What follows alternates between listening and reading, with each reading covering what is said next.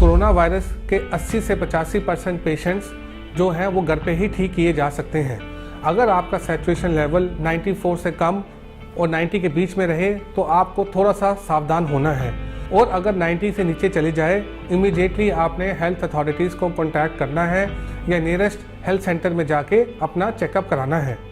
Corona के जो symptoms हैं उसमें सबसे पहले किसी को सिर दर्द हो सकती है, बुखार हो सकता है, पेट में दर्द हो सकती है, खांसी हो सकती है, गले में खराश हो सकती है, दर्दें हो सकती हैं पूरे शरीर में। कोविड को हराने के लिए हमारे पास दो ही हथियार हैं, एप्रोप्रिएट कोविड बिहेवियर और वैक्सीनेशन। आखिर में मैं ये संदेश देना चाहता हूँ कि कोविड से हमें घबराना नहीं है, पैनिक नहीं होना है। अगर हम कोविड एप्रोप्रिएट बिहेवियर फॉलो करेंगे तो हम भी सुरक्षित रहेंगे, हमारे घर वाले भी सुरक्षित रहेंगे और हमारा देश सुरक्षित रहेगा।